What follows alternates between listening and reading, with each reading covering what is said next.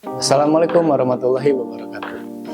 Halo pemuda yang harusnya membawa perubahan, bukan malah rebahan. Dengan banyaknya berita akhir-akhir ini tentang Rohingya, pasti banyak di antara kalian bertanya, apa sih Rohingya? Apakah Rohingya negara? Gimana sih asal-usul Rohingya? Kenapa ramai aksi bela Rohingya? Dan siapa sih mereka? Penasaran dengan berbagai pertanyaan tadi? Simak ulasannya.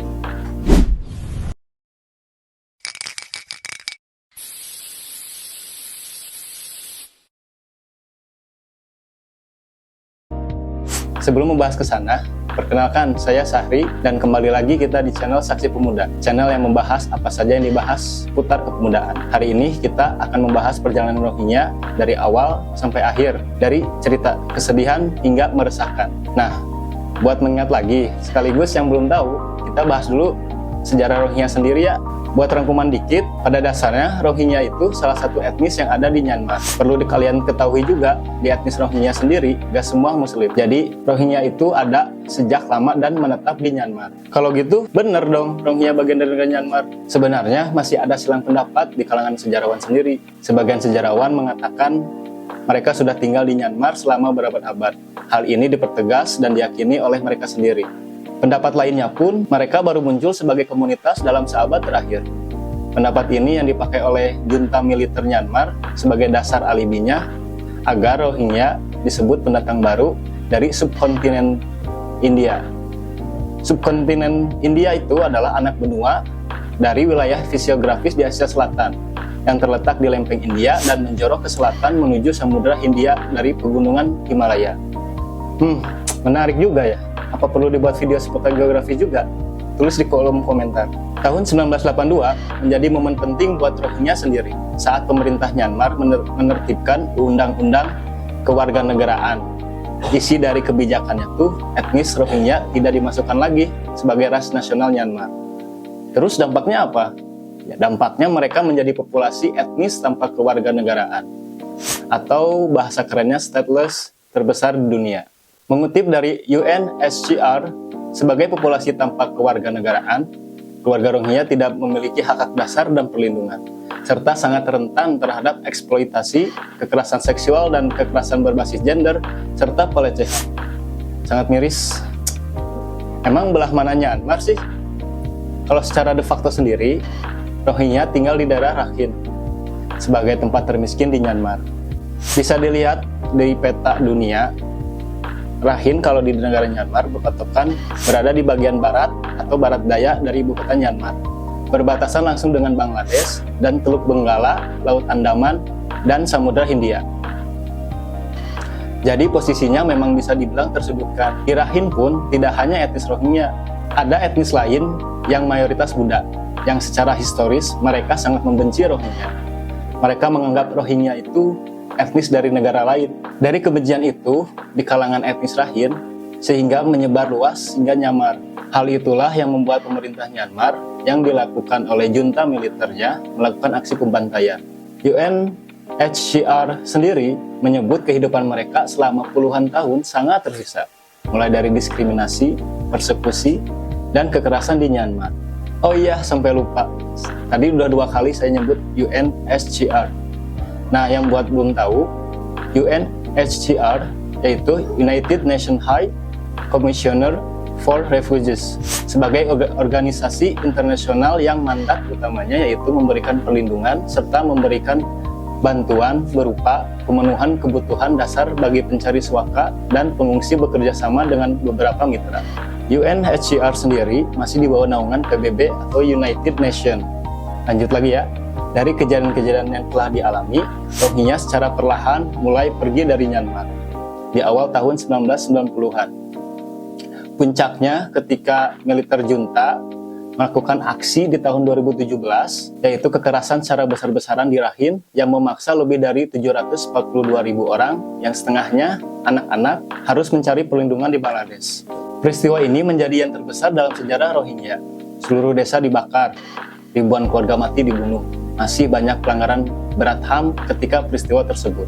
Masyarakat yang berhasil ke Bangladesh, mereka disediakan tempat pengungsian di daerah Cox's Bazar. Selain Bangladesh, ada negara lain juga yang menampung Rohingya. Laporan UNHCR sendiri per 31 Oktober 2023 menunjukkan sejumlah 1.290.000-an pengungsi Rohingya yang mencari perlindungan tersebar ke sejumlah negara. Bangladesh menjadi tempat paling banyak menampung, yaitu sekitar 960.000 orang. Diikuti dengan Malaysia 150.000, Thailand 91.000-an, India 78.000, dan terakhir Indonesia 882 orang. Meskipun yang masuk ke Aceh Indonesia sedikit, tapi dalam satu pekan terakhir, gelombang pengungsi Rohingya mengalami peningkatan lebih dari 100% dengan jumlah sekitar 1.000 orang. Direktur Arakan Project, Lembaga Advokasi HAM Rohingya, Chris Lewa, menilai Indonesia bukanlah negara tujuan bagi pengungsi Rohingya dalam mencari perlindungan. Maksudnya, jadi Indonesia hanya dijadikan transit untuk berlabuh karena mereka tidak bisa masuk ke Malaysia awalnya.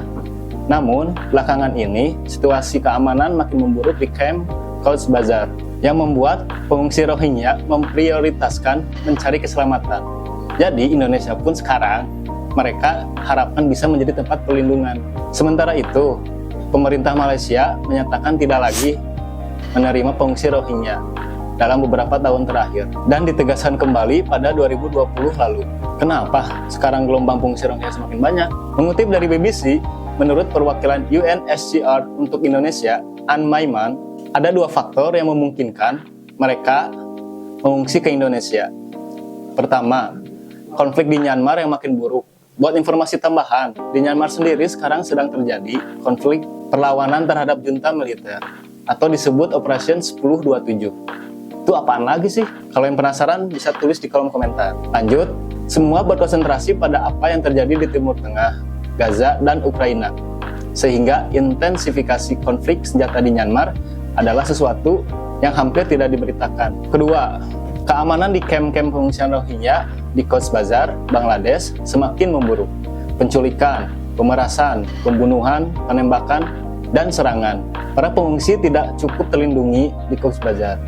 Ada peningkatan dalam insiden-insiden tersebut, sehingga mereka khawatir, mereka takut. Itulah mengapa kami melihat peningkatan, jelas Ann Maiman.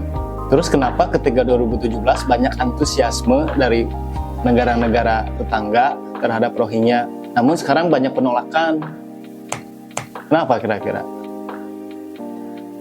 Gelombang pengungsi Rohingya terus berdatangan ke Aceh dan mendapat penolakan sebagian warga di sejumlah wilayah. Perwakilan warga di Kabupaten Pidi mengklaim warga menolak karena keberadaan pengungsi Rohingya telah melanggar norma-norma yang telah disepakati. Kedua, masuk mereka ke sini tanpa konfirmasi dengan pihak setempat. Jangankan dengan kami di desa, dengan pemerintah pun tidak ada koordinasi. Oleh karenanya, kami tidak dianggap pemerintah di Padang Tizi ini, sehingga kami menolak, kata Azwani, salah satu pelopor di Pidi. Perwakilan UNHCR di Indonesia, Ann Maiman, menyebut pengungsi Rohingya sebagai orang Palestina di Asia Tenggara. Pihaknya mengakui ada ketegangan yang terjadi di lapangan. Kami menjelaskan alasan mengapa orang-orang melarikan diri. Mereka bukan penjahat. Mereka adalah orang-orang yang tidak memiliki kewarganegaraan, kata Ann. Selain itu, kata Ann, sebagai orang Palestina di Asia Tenggara, Rohingya tidak cukup mendapat perhatian yang serupa dengan korban konflik di Gaza. Inilah saatnya semua orang memalingkan muka dan menyebut mereka sebagai penjahat, yang sama sekali tidak benar, katanya. Bahkan ada indikasi penyelundupan manusia oleh oknum yang tidak bertanggung jawab akhir-akhir ini. Nah, itu dia pembahasan kita mengenai Rohingya. Selesai sudah kita bahas Rohingya, teman-teman. Gimana nih pembahasan video barusan? Mungkin banyak di antara kalian yang belum tahu kan? Sebelum kita akhiri, saya mau bilang, kejadian ini gak cuma tentang penderitaan, tapi juga tentang kekuatan, perlawanan, dan harapan. Meskipun mereka dihadapkan dengan tantangan yang besar, Rohingya tetap keras kepala berjuang, dan generasi muda mereka yang punya semangat luar biasa. Hal tersebut yang dirasakan Rohingya memandang dunia. Mereka telah berada di posisi tertindas, tersiksa, dan terampas baik tempat maupun hidupnya. Yang terdampak kepada kecemburuan sosial, mereka juga ingin merasakan hidup di tempat yang layak dan HAM-nya aman.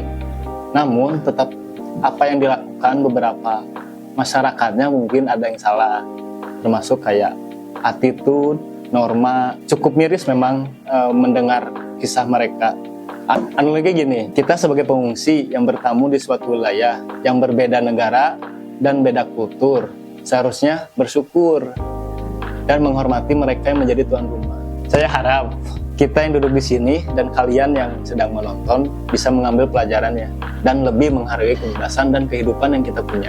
Yuk, kita berikan dukungan kita dengan cara apapun yang kita bisa. Jangan lupa like dan subscribe serta nyalakan lonceng notifikasinya agar channel ini berkembang, serta biar kita bisa bahas topik-topik yang seru lagi di video berikutnya seputar kepemudaan. Saya Sahri dan tim Saksi Pemuda pamit undur diri. Sampai ketemu di video kita selanjutnya ya. Tetap positif, semangat, dan jangan lupa peduli terhadap sesama. See you. Halo pemuda yang harusnya membawa perubahan, bukan malah rebahan. Wassalamualaikum warahmatullahi wabarakatuh.